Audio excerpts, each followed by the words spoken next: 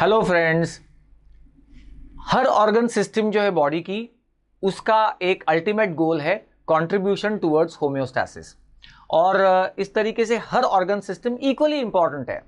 लेकिन अगर कोई मुझे पूछता कि कौन सी ऑर्गन सिस्टम बहुत स्मार्ट और सेंसिटिव सेंसिबल वे में फंक्शन करती है, तो मेरा वोट किडनी को जाएगा। यस, हर ऑर्गन सिस्टम का एक प्राइमरी रोल है, प्राइमरी फंक्शन है। उसके अलावा वो बहुत कुछ सेकेंडरी फंक्शंस भी करते हैं, लेकिन एक नैरो डोमेन में काम करती है बाकी सारी ऑर्गन सिस्टम्स। कोई अगर मुझे पूछे कि कौन सी वो ऑर्गन सिस्टम है जिसके बहुत वाइड वैरायटी ऑफ फंक्शंस है, अगेन मेरा वोट जाएगा किडनी को।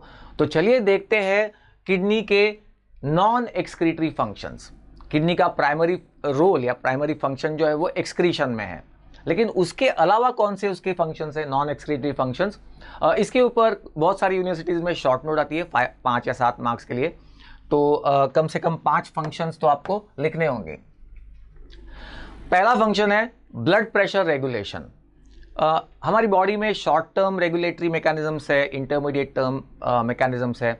वह किडनी जो है वो लॉन्ग टर्म बेसिस पे ब्लड प्रेशर को एडजस्ट करती है, रेगुलेट करती है। उसके 2 तरीके हैं। एक तो renin angiotensin aldosterone system.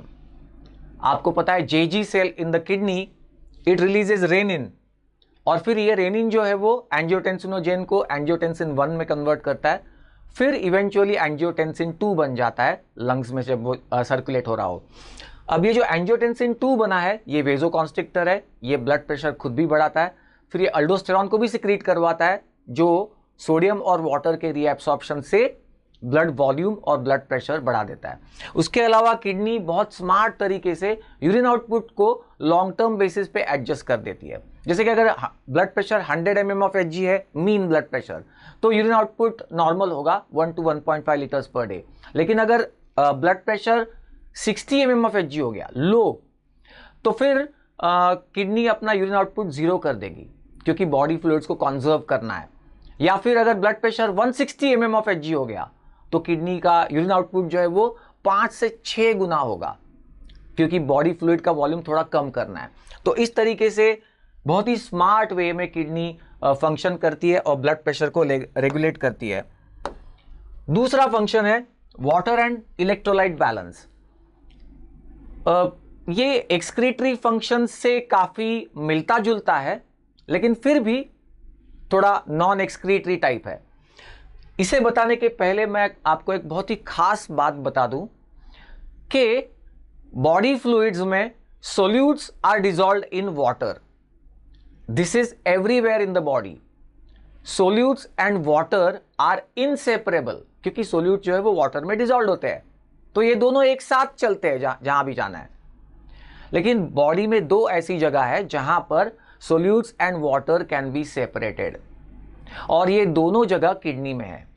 Thick ascending limb of loop of Henle में, जहां पे सोल्यूट्स रीएब्सॉर्ब हो सकते हैं लेकिन वाटर नहीं, और फिर बाद में कलेक्टिंग डक्ट में, जहां से वाटर रीएब्सॉर्ब हो सकता है अकेले विदाउट सोल्यूट्स।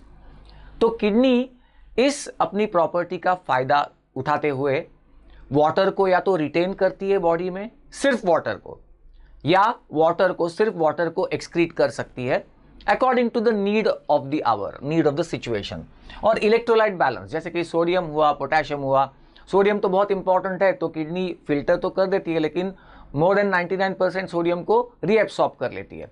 जब सोडियम के एक्सक्रीशन का खतरा भी रहता है निकल जाने का, तब भी tubulo glomerular feedback, glomerular tubular balance, ऐसे अलग अलग तरीके से किडनी अपने सोडियम के एक्सक्रीशन को कंट्रोल कर पाती है। उसके अलावा पोटेशियम बहुत नैरो रेंज में मेंटेन करना जरूरी होता है, तो किडनी रीएब्सॉर्ब भी कर सकती है पोटेशियम को और एक्सक्रीट भी कर सकती है, डिपेंडिंग ऑन द रिक्वायरमेंट। तो इस तरीके से वाटर एंड इलेक्ट्रोलाइट बैलेंस।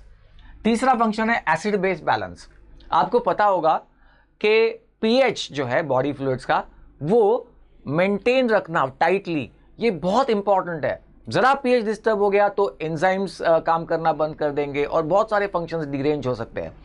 तो एसिड बेस बैलेंस में किडनी अपना रोल अदा करती है।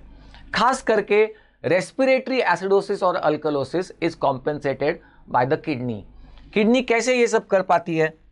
तो एक तो वो फिल्टर्ड बाइकार्बोनेट को रीएब्सॉर्ब कर लेती है, या फिर नया बाइकार्बोनेट जनरेट कर सकती है, या फिर किडनी में अमोनिया बफर और फॉस्फेट बफर ऐसे बफर्स हैं जो एसिड्स को H+ को एलिमिनेट करते हैं। आपने सुना होगा नॉन आयोनिक डिफ्यूजन या डिफ्यूजन ट्रैपिंग, इस तरीके से अमोनिया बफर काम करता है और H+ को ट्रैप करके एलिमिनेट कर देता है इनटू द यूरिन।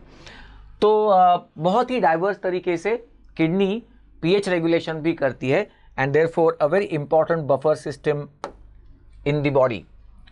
फिर अगला फंक्शन है एंडोक्राइन फंक्शन। वैसे तो हर ऑर्गन सिस्टम अपना प्राइमरी रोल करके फिर एंडोक्राइन फंक्शन करती है, जैसे हार्ट का फंक्शन है, उसका अपना पंपिंग का फंक्शन है, उसके अलावा वो एट्रियल नाट्रियोरेटिक पेप्टाइड रिलीज करता है, डाइजेस्टिव ट्रैक्ट भी एंडोक्राइन फंक्शन करता है, बहुत सारे ऑर्गन्स करते हैं, किडनी भी करती है। क्या है इसके एंडोक्राइन फंक्शन? तो दो important chemicals are synthesized by the kidney. एक है विटामिन डी। अब ये तो पता ही है आपको कि विटामिन डी का most active form is synthesized in the kidney. कैसे? तो बेसिकली जब UV rays fall on our skin, तो स्किन में जो 7 डिहाइड्रोकोलेस्ट्रॉल है इट कन्वर्ट्स इनटू कोलेकैल्सिफेरॉल। फिर ये पहले लिवर के पास जाता है, वहां पे एक हाइड्रोक्सिल ग्रुप अटैच होने से वो बनता है 25 हाइड्रोक्सी कोलेकैल्सिफेरॉल, और फिर फाइनली किडनी के पास जाता है, वहां पे एक और हाइड्रोक्सिल ग्रुप अटैच हो जाता है, तो ये बनता है 125 dihydroxy cholecalciferol, most active form of vitamin D. और दूसरा इंपॉर्टेंट केमिकल है या लाइगैंड है एरिथ्रोपोइटिन। बहुत इंपॉर्टेंट केमिकल है क्योंकि erythropoietin released by the kidney, it goes to the bone marrow and it stimulates erythropoiesis, RBC formation. तो ये दूसरा endocrine function played by the kidney. Always remember, अगर कोई रीनल पेशेंट है, क्रॉनिक रीनल फेलियर का patient है, तो उसको आप डायलिसिस और बाकी सारी ट्रीटमेंट तो दोगे ही, उसके अलावा ये भी आपको भूलना नहीं है, विटामिन डी भी और एरिथ्रोपोइटिन भी उस पेशेंट को देना पड़ेगा।